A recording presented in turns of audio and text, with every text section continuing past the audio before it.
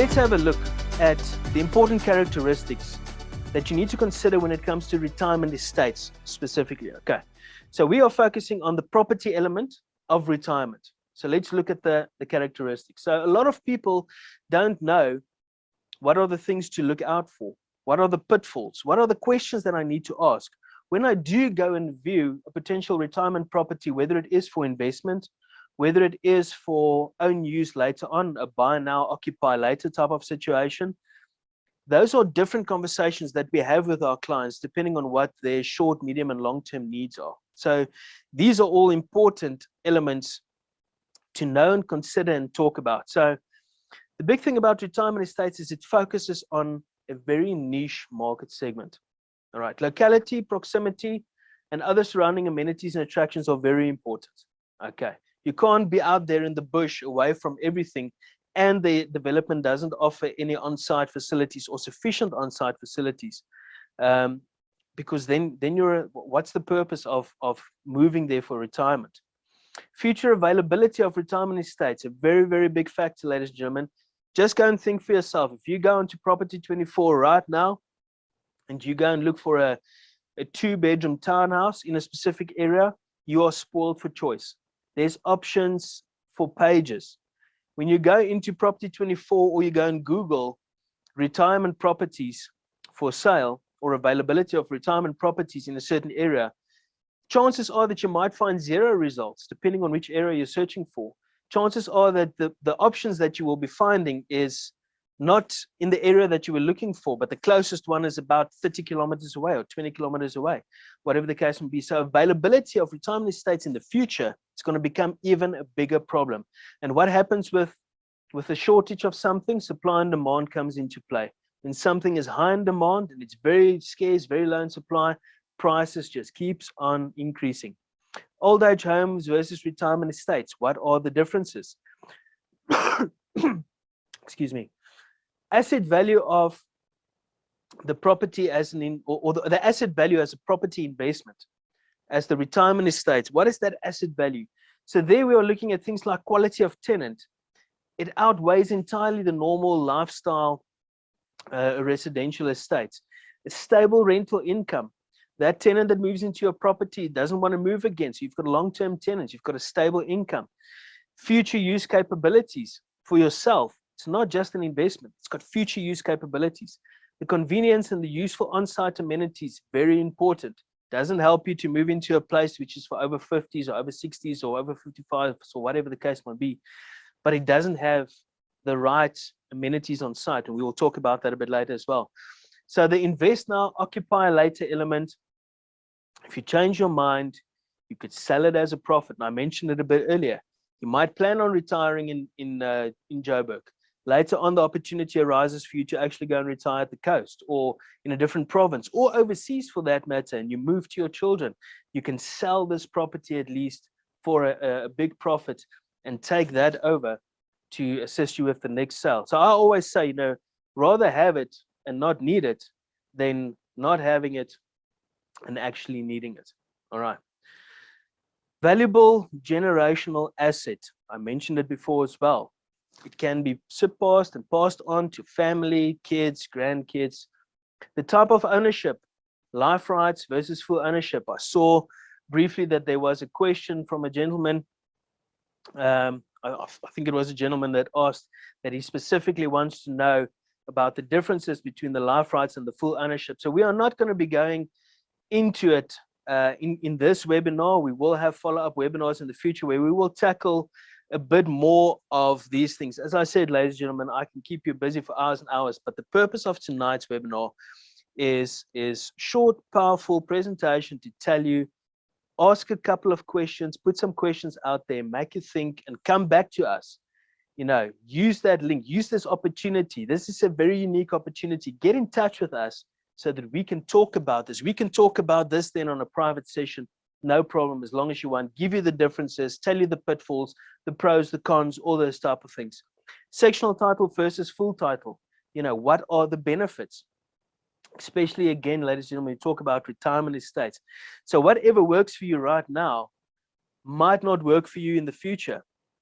Scale advantage are one of the things in sectional title developments, which is one of our biggest plus points when it comes to retirement estates. The retirement estates we develop is not small. And then people think, no, I don't want to move into such a big development. But when it comes to the retirement estate side, you're comparing apples with oranges. It's not the same moving into a big security estate with 500 units where there's families living there, moving into a retirement estate where there's 500 units and it's, retirees, single people, couples, that's who's living there. The whole dynamic changes. So a lot of things that you need to think of and actually be aware of. The cost of buying into the retirement estate. Now, this is a question we get a lot. So there's the initial startup costs, which will be for buying into the development, the levies, and all of the other costs that you would like to know about is declared for you up front, and you know what you're in for. And the nice thing about it is, if you buy into an estate which is already operational, a lot of the uncertainties and doubts have already been dealt with and addressed, typically like at celebration. But the buying in cost is a question we get a lot, and which we love to discuss with our clients to ease their mind with that uncertainty. So the importance of securing your retirement home sooner rather than later, we talked about that. Scale advantage, very important. Reserve fund versus special levies. I'm sure it's something that a lot of people haven't thought about, or it's something that people have recently experienced. As a great example, one of my investments in Pretoria East, I've literally received an email a day ago, yesterday, to say that there's going to be a special levy incurred because of the fact that the municipality has increased the security deposit on bulk services and water and all those type of things. So, I need to pay an additional 700 odd rand as a special levy next month for those changes. So what happens when there's a bit of a reserve fund? What happens when additions needs to be done? So reserve fund versus special levy is a very important thing that we can talk about actually at the end of the day. Annual increases, scale advantage plays an important role there. The type of development plays an important role there. How well the managing agent actually, how experienced is the managing agent in running that sort of development? Can they effectively increase the budget? To give you an idea, celebration, the first development or the first phase or the first village have started occupation back in 2018. It is a very big development, and you'll see it as some of the images as well. But this year, we've already got notification. So my investment unit that I've got there with my tenant, I've got a notification that the levies will only be increasing for the next financial year with 4.7%. So that's amazing. I love it, because scale advantage is playing a role there. The managing agent is managing it well, etc.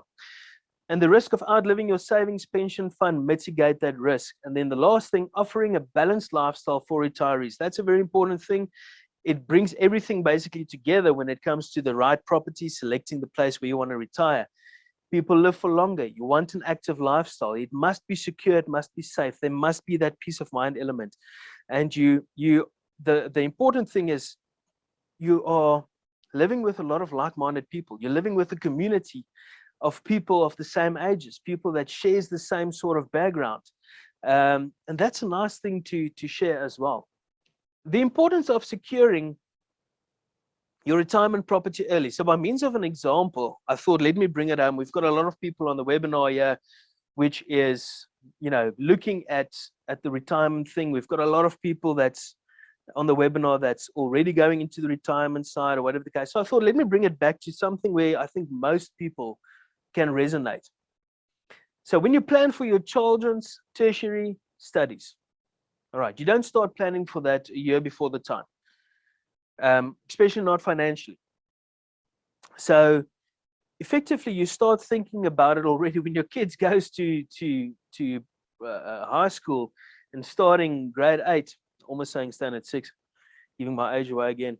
But going to grade 8, going to grade 9, here in grade 10, you need to start making serious decisions. What do you want to go and study? Where's your interest? All those type of things.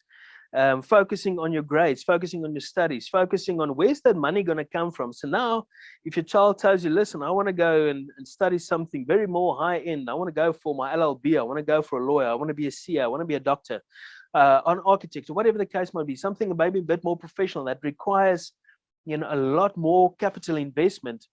How long ago did you start thinking about the financial aspect of that? Did you start something when they were born already? Did you start mitigating that because you know it's inevitable, it's going to happen? It's that inevitable factor. They're going to go. That's what your aspiration is. You want to send them to tertiary education. So when have you started putting some money away? When have you started investing in something that can help you by that time? So the other things that you would have thought about is that you aren't guaranteed that your child will get into the university of your choice. It depends on a lot of things. So what's the grades, the courses that they offer, the financial, the enrollment time, the accommodation, transport, do you need to buy a car? Are they going to be taking public transport? Are they going to live? Do you need to look at student accommodation? All those things you need to think about effectively. So by a simple example, retirement is no different. Retirement is no different. You don't start thinking about where you're going to retire when you are 60 or a year before you start retiring. You don't think about what is my pension income going to be a year before you retire. You start thinking about that long ago. Somebody will probably have tried to sold you a retirement annuity or a pension plan or some sort of policy for your pension someday, way back when you're already in your 20s or your 30s. Why? Because that's how important it is. And comparing RAs with property investments is a whole other discussion altogether that we can have as well. But planning for that retirement, in that example, there's no difference. So the main factors to consider when you are planning for that retirement should be the following. Where would you ideally like to retire? We talked about it. You want to go at the coast? Is it in different countries and overseas? Do you want to retire where you're close to the kids and the grandkids and the family? Or are you going to be in the city where the family and friends are? Those are the decisions that you need to make, ladies and gentlemen. We are posing the questions, therefore you need to think about that. Financially preparedness. Will your pension or retirement annuity or whatever you've made provision for, will it be enough for the time that you are going to retire? How dependent would you be on your children financially? And ladies and gentlemen, although no one of us wants to admit it or think about it, that is unfortunately something that we see every day. More and more people who haven't started early enough in their life, especially on where they would like to retire. It's much easier for a child, and I take myself as an example as well. My parents had the same problem. My parents did not plan for their retirement as they should. But also, these sort of conversations weren't available. Retirement estates weren't available, back in the 50s or the 60s. It was old age homes. It was, are you going back to your roots? Are you from a traditional side going back and going to retire back home? What was the situation? So times have changed. But how financially prepared are you? How dependent are you going to be? Will you have sufficient financial provision for that unforeseen things? So part and parcel with getting older is you are probably going to have a bit more doctor's visits. You are going to have a bit more or be a bit more immobile. You might have, if you are lucky enough and you just gradually get older, and with getting older, you are gradually becoming a bit more immobile, then you are extremely lucky. What happens to you if your life changes in your 50s due to a car accident, a stroke, a heart attack, whatever the case might be? What happens then? How prepared are you then for those situations, financially as well as property related? So deciding to secure retirement property when you're 45, 55, 65, what would the potential cost saving be? So if you're 45 right now and you make the decision to buy a property in a retirement estate so that it is paid off by the time that you are 65, and you pay 2 million rand for the property right now, what is that property going to cost you if you decide not to buy now, but you decide to buy 10 years later? Firstly, you need to hope there's availability. Secondly, you need to think about what the cost increase is going to be in 10 years now. Never mind talking about when you are already at retirement age, and then you think about, okay, let's think about a retirement estate. This big house is getting too big for us. The stairs is not working for me anymore. The garden is too big. The pool is too big. The kids are out of the house. Nobody's utilizing it anymore. The cleaner is costing me thousands every month. The garden services, all those things, A, B, C, D, they all add up. Now, okay, let's look at a retirement property. It's inevitable. It's going to happen. All right. Type of retirement property. So things that you need to think of. All right. Size of the property. 1, 2, 3, whatever bedroom it might be.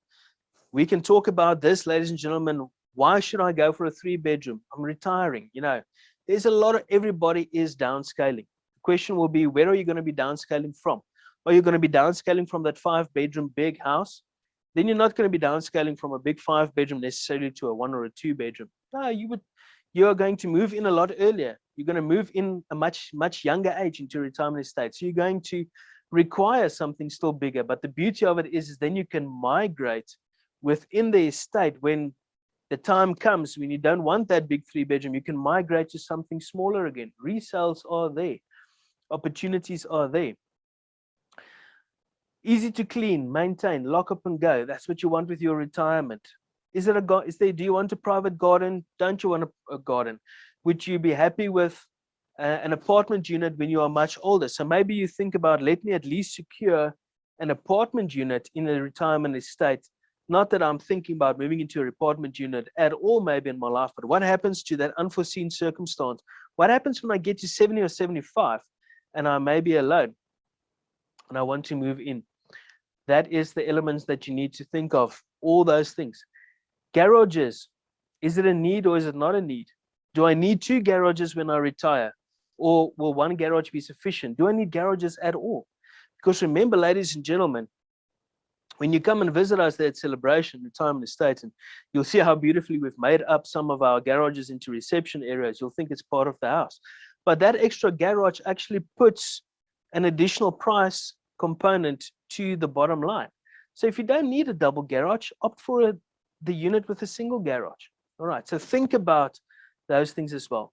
Required lifestyle amenities, peace of mind retirement, ladies and gentlemen, that's what it's all about. If I live in a retirement estate, I want everything to be there. All right, so I want to cater for an active lifestyle. I want to go and walk with my dog. I want to go and walk and watch some bird life. I want to be active. I want to meet people there and be active. A central lifestyle facility, getting together with that community, the new friends you're going to be making. Maybe your friends are moving in there with you as well, taking over the estate altogether. Great security and efficient emergency assistance, and then on-site care facilitation, very important. It's that inevitable factor, ladies and gentlemen. You don't want to buy something. You don't want to buy on a golf course. You don't want to buy into a security golf estate, and then there's only a putting green there. You want to buy into a security golf estate because there's a nice 19th hole clubhouse and there's an 18-hole green, and you enjoy golfing. That is why you are buying in there.